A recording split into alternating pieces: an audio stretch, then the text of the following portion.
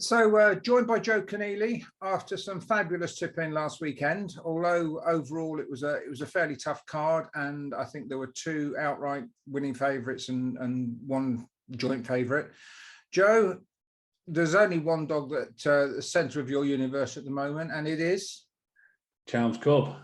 I couldn't believe the price, to be honest. I said when we done this last week, I said it's the easiest race that this dog's been in probably ever, Floyd, if we're being honest. It really was a more than winnable race for him, and the time and the distance says that. The price doesn't reflect that. He went off 4 to 5, and I thought it'd be at least a 2-on shot. So yeah, 4 to 5 looked a generous price. I think he was slightly bigger beforehand. I think he might have been even money 5 to 6 around that mark. So yeah, it's a good price, and yeah, 10.25 lengths and 41.43. So he put a massive marker down in the competition. He's got plenty of pace, this dog, and I think Jason will admit himself that he's one frustrating dog for Jason to train, I suppose, and he's one frustrating dog for punters to follow, because he can get you skinned, this dog. He really can. But when he was in a race like he was last week, you've got to try and take advantage. And yeah, it was race over as soon as he turned the bend in front. It was a matter of how far. And yeah, 10.25 lengths kind of says that. And yeah, he done the time to go with it as well. I think you're being way too modest. I think one of the reasons it was 4 to 5 is that you couldn't really have sold the dog better if you'd have tried. And the fact that was it something like 2 wins in, was it 17 races or whatever it was, a massive. In fact, I think it was 1 at that stage. I think he's now won 2. Yeah. I thought you were being quite brave, because normally these dogs with such a low strike rate tend not to want to win. Yeah. But obviously you called him out. You had your whole £100 on him, and he returned 4 to 5, didn't he? So yeah, it was a fabulous bit of tippet. And of course, he's your anti-post bet. We won't talk about the other two, because I think your 2 Sussex Cup ones went down the dripping, didn't they? Yeah, we had Chalmers Fred, who found a bit of trouble early on. Chalmers Fred, he didn't really get any kind of run early on, and I'm trying to think who the other one was for. Who was the other one? The other one was Amaze Me Seb. Yeah, he looks like he needs further. I think, speaking to Charlie a couple of weeks ago, it looks like the dog's going to maybe go for the 6:30 Monmore, the Summer Stayers Classic. I think that'll probably suit the dog more. He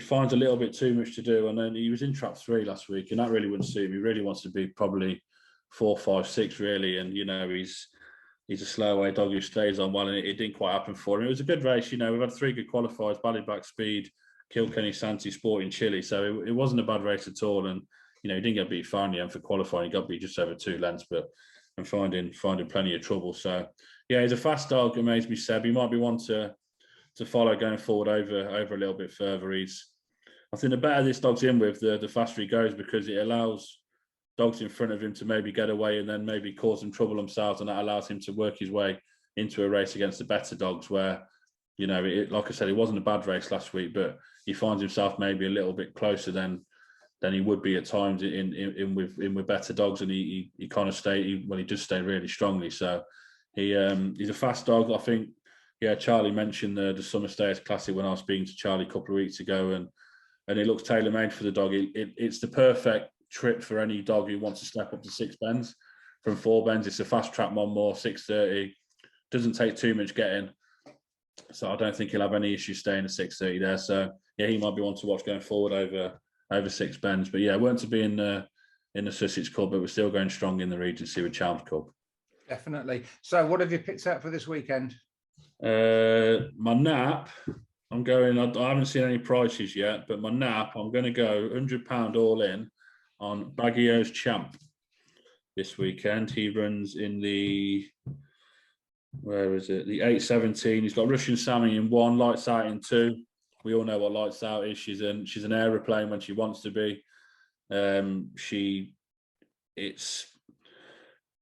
wouldn't say risky now running her over this trip, because she never ever looks like that she's going to do anything, but we know she's got a mind of her own. So she's got a mind of her own over 4 bends, and over 6 bends she's got plenty of pace, this dog. She got beat last week half a length behind Milton Pepe.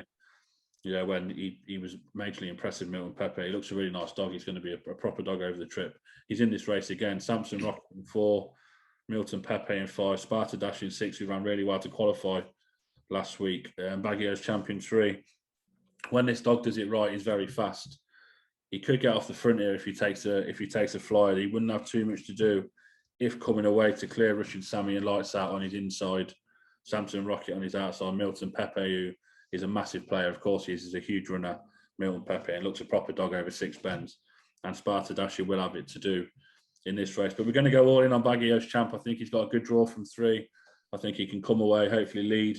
And if he leads, then I'd be surprised if he was to be caught. He's won over further, 7-12 Toaster in some flying times as well. So hopefully he can do the business. He ran well last week. He done 42-25 in defeat. Got beat 6 lengths by Alana's Pet. So it shows what a run it was to still be doing 42-25 in defeat is a really good run. You know, that's what these dogs have been doing. Bar Milton Pepe doing 42-10 2 weeks ago. He done 42-23 last week in winning. So yeah, Baguio's Champ's going to be the nap this week. Floyd, he's a nice dog. Hopefully they can get him out of the boxes, and if he leads, then I'd be surprised if he was to be caught. I'm just saying, looking at that particular semi-final, if you were a Bags racing manager, you'd be quite proud of that one, wouldn't you? Looking how close the qualifiers all are to within just over a length of each other. It looks a 5-2, 3-1 the field race, doesn't it? It really does. So that's why we're going with a little bit of a price on Baguio's Champ. I think, you know, if we can pinch 100 quid at, I don't know, 7-2, 4-1, maybe that's what it might be. Then you've got a decent little price there, because I think he could go off shorter nearer the time. But it does look a 5-2, 3-1 the field race. It's wide open. Yeah, we've still got 2 fantastic competitions. And if we were looking at the other Regency semis, what do you fancy in them? I was with, in the first one, I was with Charms Cup. Again, now he's won. I think it's hard to look past him now he's won. He is the kind of dog where he could follow this up with putting in an absolute stinker. He seems to be that kind of dog where we don't know what we're going to get. Betty's Buck will be going bang left from 4. She's desperate to get across the rail. Milton Mere in 6. You know, he broke better out of 3 Charms Cup last week. He probably does want to be more trap 3 or 4. Trap 5 might be slightly far out for him, but with Betty's Buck being inside him in 4, she's going to dart left straight away. You know, Bombardier ran really well last week to win in 41-55. Bubbly Dancer showing good pace, but yeah, I don't think this dog has to lead. You turn behind the right one. I think if Bubbly Dancer led, or Betty's Buck, and this dog turned in a pitch, and I think he'd be able to catch them anyways. He's got enough speed to maybe hit. He's got enough 4 bend speed then to maybe hit the front from these going into the 5th bend. Then hopefully he can hold on. I'd be surprised if they were to back run him. There isn't too many strong running types in this race, so hopefully he can get a run early. And if he does, then I think he'll win. Last heat, I was with such a warm race. This I was just with Blueberry Bullet, hoping it can just get a run into the race. You know, there's plenty of early in the race. Alana Pet's running out of his skin. Call Me Steve obviously got beat last week, but ran well in defeat. Droopy's Jungle come from out the clouds to win. Clongale Aussie, who we were going to put up as an anti-post selection, we just went over the £100 mark. He's getting better and better, this dog. And like I said, 41.93 in defeat last week, got beat 4 3/4 lengths behind Bombardier, and Call Me Steve. He's only half length behind Call Me Steve and running him down to the winning line. So it's a strong running race, this. I'm going to be with Blueberry Bullet, hoping that maybe Alana Pet and Call Me Steve come together maybe, and that allows Blueberry Bullet to get into the race a little bit earlier. She ran a massive race last week again to qualify. Droopy's Jungle ran a big race, but wouldn't be outrunning Blueberry Bullet for me. I think if she led Droopy's Jungle, then I don't think 6 would be outrunning 2. Clongy Lozzie has to run his race to get into the race. It's you know, like I said, 41.93 last week in defeat, but this is a warm race. I couldn't fancy Troy Susie Q. So yeah, I'll be with Blueberry Bullet in what might be a false run race in terms of stuff getting off the front and maybe coming together and allowing Blueberry Bullet to get into the race a little bit earlier. And if she does, then I think she'll win.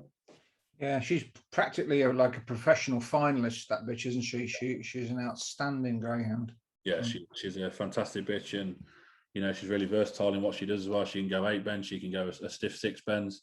You know, she's got plenty of speed, and she seems to be staying better now than she ever has, really. And maybe that the marathon runs maybe helped her out in that. You know, she got beat by an absolute freak in Space Jet, so there's no disgrace in that. So maybe they've helped her out, and she may have lost a yard early in terms of that, because she at times, you know, she's been known to flash out, maybe lead and do it that way. I think she done it in one of the heats at Toaster in the Derby. I think she led around the bend and that was that. But yeah, she's staying on really well, and the win a couple of weeks ago in the trial stakes was just unbelievable. So yeah, she gets any kind of run, then I think she can win. Okay, and looking at the Sussex Cup semis? Yeah, I was with Lataro. Lataro in the first heat. Again, it's a good heat, mate. Noise, Ballyblack speed. You know, we've seen Lataro out of 4 at Toaster. He did move off slightly, but I think Joanna Safa Boss would be more of a middle to wide runner than Lataro would be. So I'd ideally then be drawn the other way around. Hopefully he can get a run into the race, Lataro. And if he does, I think he's the fastest dog in the race. And I think he'll win. You know, Ballyblack speed ran really well last week to win in 29.95. Mate Noise finished third, Derby semi-finalist. It's a warm race, but I'll be with Lataro in the first one. It looks a winnable race for him. And there's obviously a 5-runner race for the second semi. Havana Bailout will be fairly short, I would have thought, won't she? Yeah, hard to look past. I think she would have led Form Rebel anyway. It's a shame to see Form Rebel go lame, and he's not going to take his place in the semi-final. Yeah, she's got a lovely draw now. Havana Bailout, you know, Sporting Chile. We know how fast he is. Charms, yes, ran really well last week to win 4:39 sectional, 30:23. Ninja Kerry has got an unfamiliar draw in trap 2, so Baby Bullet's going to have a lovely run into the race. She could take second, Baby Bullet, because he'll definitely be moving off Ninja Kerry from 2. He does not want to be there at all. You know, she done 35.02 at Romford 2 runs ago. Baby Bullet, I think she won was it the Champion Stakes or Coronation Cup that she won a couple of weeks ago at Romford. She's got plenty of speed. She ran okay last week in beyond. She was 6 lengths behind Havana Bailout. I don't think she'll turn that form round, but she could easily qualify in what could be a messy race between Ninja Kerry, Charms, yes, and Sporting Chile. So I'll go for Havana Bailout, and we'll go for Baby Bullet for the forecast. Wonderful. And finally, the last heat. Yeah, I was with Kilkenny Santi. I thought, again, he's got a good draw. Cachise doesn't really want to be in 2. I think he'll be moving off from there. I think he really wants trap 4, trap 5. So I think he'll be moving off from there. Cachise. So Kilkenny Santi's got a nice draw. I think he'll win. Warzone Time ran really well last week, showing good early. He's got to be lively, though, again, to clear Charm Switch on his inside, who will be moving off as well there. They all look drawn the wrong way around here. So the only dog with the ideal draw is Kilkenny Santi in trap 1. So I think if he does it right, he's got plenty of speed, this dog. And again, it could be messy where he could turn handier here than he normally would, because we never know what's going to happen at the first bend here. There's dogs going to be going different kind of directions here. You know, 2, 3, and 4 look horribly drawn, all 3 of them. So while Warzone Time's got his draw ideally, but being outside Charm Switch and Cachise might not be ideal for him. So in terms of that, I'd have to be with Kilkenny Santi. He's got a nice draw. So yeah, we'll be with 1, and we'll go with. I'll take a chance on Lazaire Breno to qualify in second. We'll go for a Seamus 1-2. If he can turn the pitch, this dog stays really well. And I think if he turns in a pitch, and he can run on for second. So yeah, Kilkenny Santi and Lazaire Breno. So we'll have a Seamus 1-2 in the third heat.